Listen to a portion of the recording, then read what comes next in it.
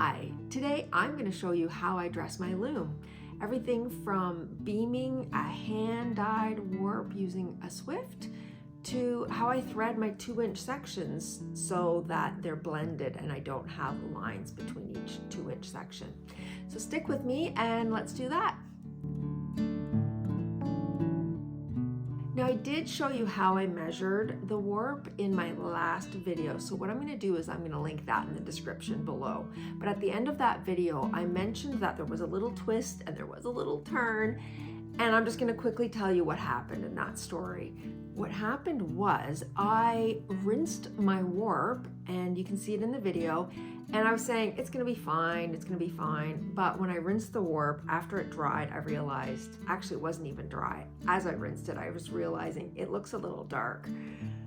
So before it was even dry, I made the hard decision to just start over again. And I very quickly measured another 40-meter warp, and I dyed it same day. So the next morning I got up and I rinsed that warp, so much better. So then I had 2 warps. And they're both beautiful, right? So I decided I'm gonna just beam them both, and I have a custom holder on the warp. I'll let her decide which one she would choose. Then I decided, you know what? They're beautiful. I'm gonna weave them both regardless. So I said to her, choose which one's your favorite. We'll do that one first. And I'm gonna weave the other one if you want an additional piece. You can have a piece on that one as well, or you can switch, whatever. The customer, so the warp was all pre-sold, and I decided to let everybody know they could switch to whichever warp they wanted. So they got to choose warp. We decided on V1 or V2. And so actually it worked out really well. So that was 80 meters, but somehow I ended up, well, my partner ended up kind of overselling it a little bit. So I ended up measuring another warp, a 30-meter warp this time, and dyed it the same as V1, which was the second dye job I did. So I ended up with 110 meters on this. I call it a warp, but it was a colorway, I guess. It was actually 3 warps, one colorway called Iridescent Rainbow, and it was 110 meters, and I got busy weaving it. And I'm going to show you like most of that process, but you'll notice at the beginning of the video, I am beaming what ended up being V2. It was the darker one. And then as soon as I go to threading, you'll see I'm threading the lighter version, the V1 version. So follow along, check it out, and I hope you get something out of this video. All right, I'm just getting this 2-inch section on my Swift, and then I put it through my tension box, and you'll see how I took off the tape. I just get it through the tension box and it's good to go. What I do is I like to just keep pulling back a little bit when I'm winding it to keep a little tension on the Swift. Cut off that knot, pull it through. I tried to get a really good shot of this because this is important. So I tape them, and now they're all stuck in order. See, you don't need a cross. And then I just tape them up. I didn't show where I put in the little spacer there, but if you watch the last video, you will see how. Or even if you watch farther in this video, you'll see the spacer again. The first thing I do is get all the tape, and I let these hang down because I need to make, like ideally they're all gonna be the same length, but you know, reality is they're just not. So I need to make them at least close. If they're not, I need to make them closer.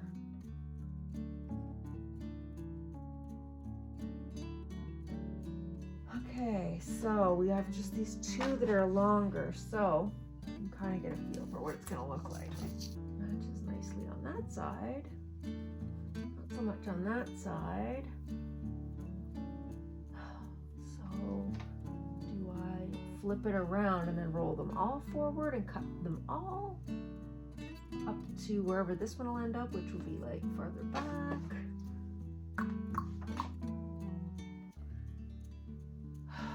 It's so hard. So I climb in the back into the loom. I bring these back very carefully, keeping them in proper order. I don't want them twisted around. I just tape them to the back one here. Start bringing the apron forward. Now the trick is getting this apron on correctly. I mean, I've done it enough times I don't make any mistakes anymore, but once upon a time I did a lot.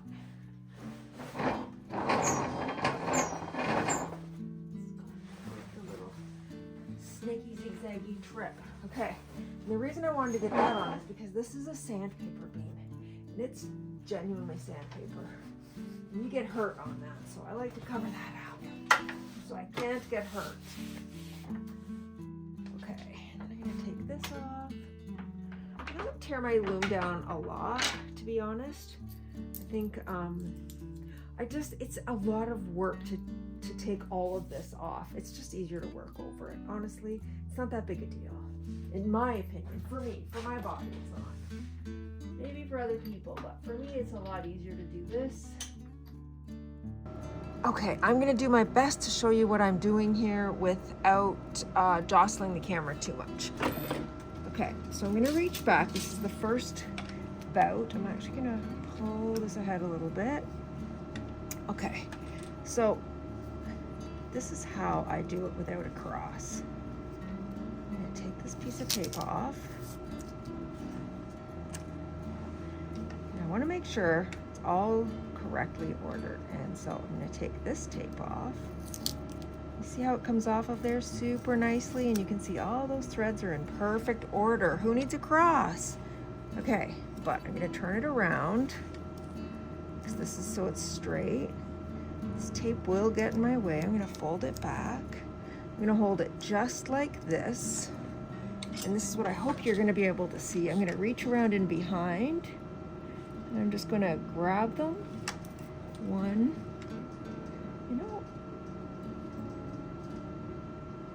two. Whoops. Three. So this is how I thread. It's super easy. I don't need a cross. I can't imagine how it would be easier if I used a cross. There we have it. So then I just take this little bit and I just tape it back here for a minute while I treadle out my next ones. So that's only 8. I didn't really need to tie a slip knot there, but whatever. And then oh, sorry, this one was already up. This one over. And this is how I treadle the threading, so I always know where to grab the next heddle from. I don't even have to look at my pattern. I don't have to try and remember anything. I have to remember a pattern. I just treadle it. And I just usually count out how many threads I've got, because what I do is I make sure that the numbers add up so that when I get to the end, so I know how many's in here, and I want to make sure that when I get to the end, I'm at the right spot so that I know I haven't made a mistake. Because if I get to the number I'm expecting and I'm not at the end of my little section here, then I know I've made a mistake, and I'm only ever going to be at most 2 inches off if I make an error.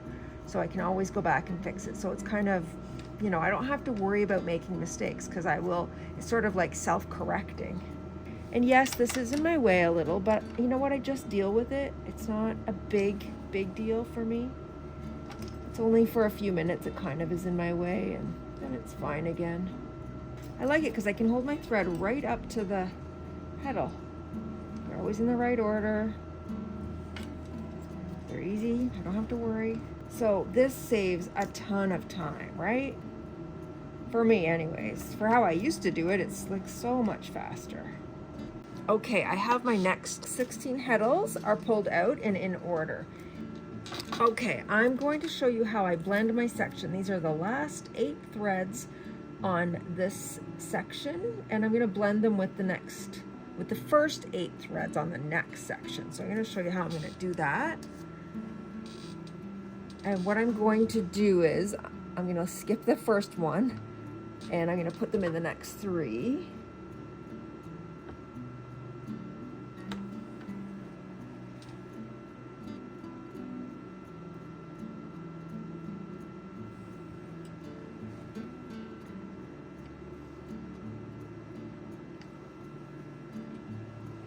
And then I'm going to skip one and I'm going to put them in the next two.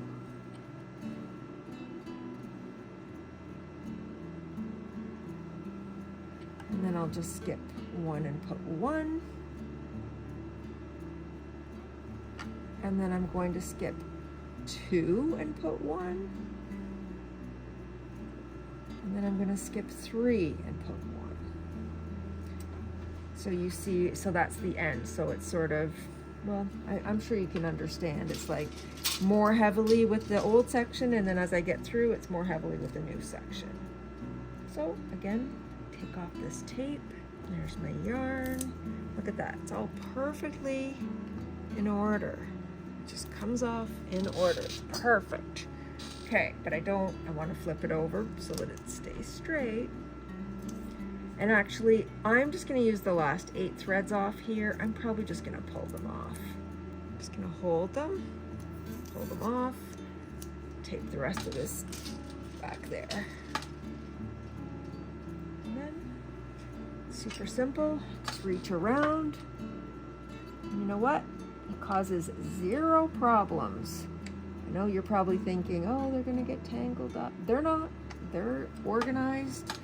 They don't get tangled. This is how I do it all of the time, because I don't like my sections not being blended. That is how I blend between every single section. So, move that over and carry on.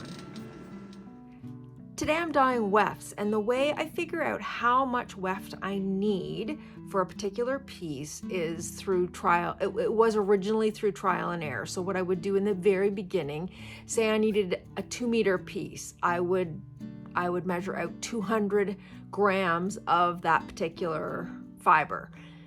And through a ton of trial and a ton of errors, trust me, so much errors, I figured out how many grams I need for the length of the product that I'm making.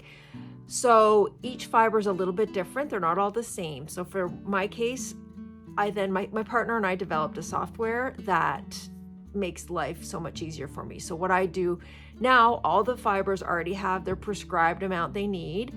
And so I print out a dye report. I have a dye report and a weave report. And in my dye report, it tells me how much weft I need to dye, and then also which colors I'll be dyeing it. So what I do is I take my customer's request and they show me inspiration photos for what they want their weft to look like. I translate those into actual dye colors that I have, and I make notes and I put that in the system. So when I print my dye report, I get my weft, how long it needs to be, and which dyes I'm going to be using, and any extra notes that I have around that. And also the customers, if they make specific requests regarding their dye work, it goes into that report as well. And then I print out my dye report and I get at it. Okay, so don't mind me bundled up. It's cool in my basement and I'm always cold. I have got a list of the wraps that I need to dye wefts for here, and I've made notes on which colors I'm going to use for each weft, and then I've consolidated a list of all the dyes I need, and now I'm just going to get those prepared and ready so that I can just go and dye, and I have all my dyes ready to go. That's what I'm doing now.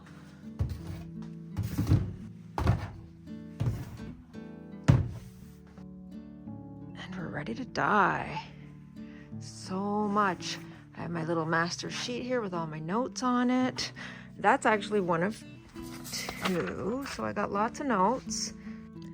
This is just me dyeing some of the wefts.